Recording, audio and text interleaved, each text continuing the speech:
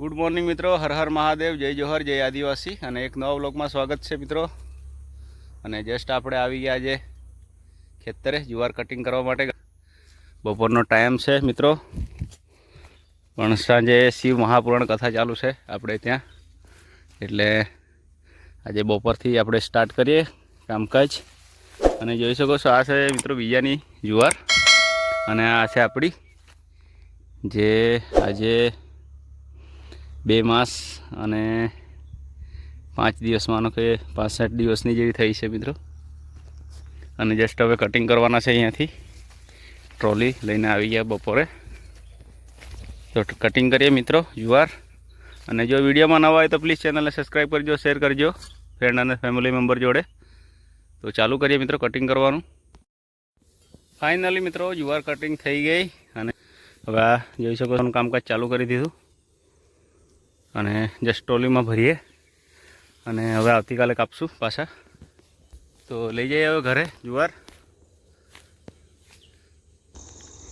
મિત્રો સાંજના વાગી ગયા 6, અને આપણે આવી ગયા ઘરના નજીક એક ખેતર છે બીજું જુવારનું, જે આપણે ભાડે રાખેલું છે મિત્રો।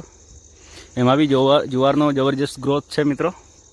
એક સાઈડ થોડું ડાઉન છે મિત્રો, થોડું ખેતર લેવલિંગ નથી એના હિસાબે। તો અહીંયા પાણી આપણે ચાલુ કરવાનું છે, પાઇપલાઇન આપણે આ કરી દીધી મિત્રો।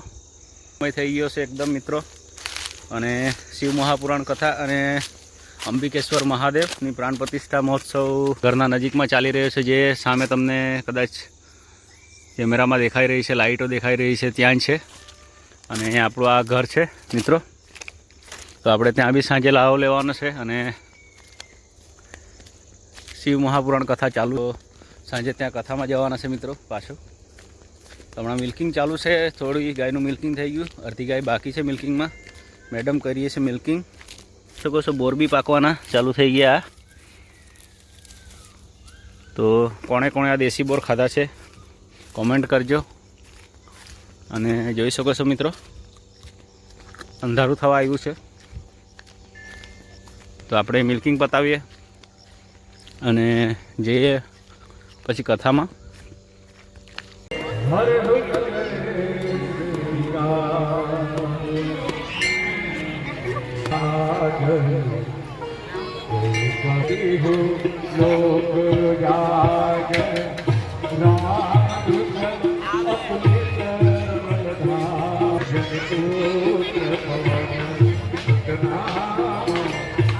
ભગવતી માં અંબા જેને ખોળેલી છે ને, આજે આપણે કથા બીજા દિવસમાં પ્રવેશ કરી રહ્યા છીએ।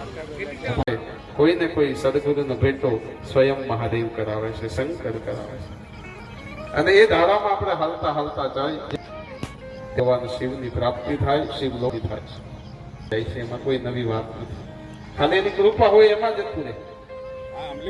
હા, આપણે બહુ જ દરિદ્રતા ભોગવતા હોઈએ, પણ સદગુરુની કૃપા થઈ જાય ને એમાં એ બધું તરી જાય, એમાં કોઈ નવી વાત નથી। પણ તમારું અને મારું ઉત્તમ લક્ષ્ય છે ભગવાનની પ્રાપ્તિ, શિવલોકની, મહાદેવની પ્રાપ્તિ, અને કોઈ સાચો સદગુરુ આપણને માર્ગ બતાવશે, એ માર્ગ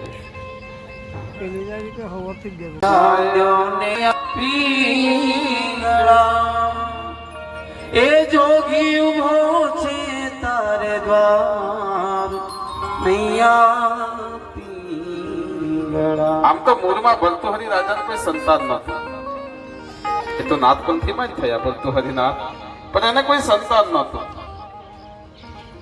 વળી એમને રાણી પિંગલા હતી, અને એમાં શું થયું કે એક મહાત્મા પાસે ગયા, અને મહાત્મા પાસે ગયા અને મહાત્મા એને વિનંતી કરી કે હે ગુરુવર, મારે આટલી મોટી 92 લાખ મારવાનું, ધણી આટલી સંપત્તિ, આટલું મોટું રાજ, પણ હવે રાજ્યનો કોઈ ઉત્તરાધિકારી નથી।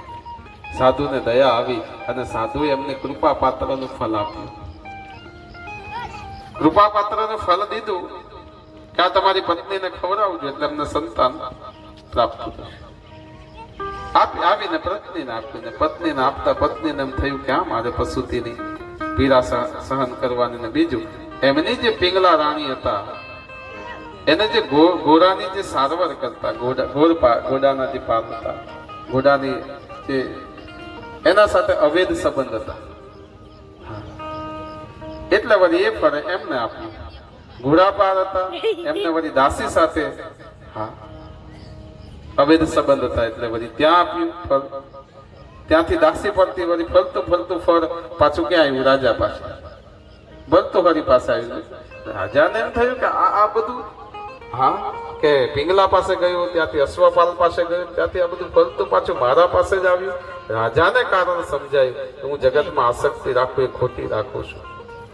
હવે મારું મનુષ્ય જીવન અટવાઈ ન જાય, એડે ન જાય, એટલા માટે હવે મારે ભેગ ધારીને અને પહેલી ભિક્ષા ઘરથી માંગુ. હા, ભિક્ષા દેયો ને મૈયા પીંગળા એ જોગી ઉભો છે તારે દ્વાર મૈયા પીંગળા. અને પછી તો ભેગ ધારીને ભર્તૃહરિનાથ નીકળ્યા. હા, અને બરોબર કાશીની અંદર આવ્યા, વિશ્વનાથની નગરી, મારા બાપ મારા મહાદેવની નગરીની અંદર આવ્યા. થયું ઘડીકમાં કે મણિકર્ણિકા ઘાટ ઉપર જઈને ગંગાને સ્નાન કરીએ.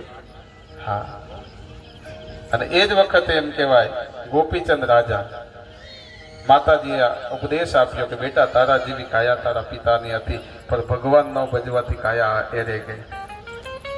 હા, અને એમને બહુ મળતા ગોપીચંદ રાજાએ પણ ભેગ ધારણ કર્યો અને એ પણ કાશીની નગરીની અંદર આવ્યા. બંને એકબીજાને ઓળખતા નથી, પણ બંને જણા સાધુનો વેશ ધારણ કર્યો છે, સાધુ બન્યા છે. કાશીની અંદર એક ઓરડો જોયો અને બંને જણા વિચાર કર્યો કે આમાં ક્યાંક આ જોરી છે એ ખીટી ઉપર ક્યાંક અંદર મૂકી દઈએ અને વળી સ્નાન કરવા માટે જાય. પણ બંને એક સાથે અંદર પ્રવેશ કર્યો. શું? એક સાથે પ્રવેશ કર્યો. એક જ ખીચી હતી એટલે ઓલો ખીચી ઉપર પોતાની જોરી ભેરવવા માટે ગયો, પેલા ભાઈ ઈ ગયા, બંને વચ્ચે ઝઘડો થયો.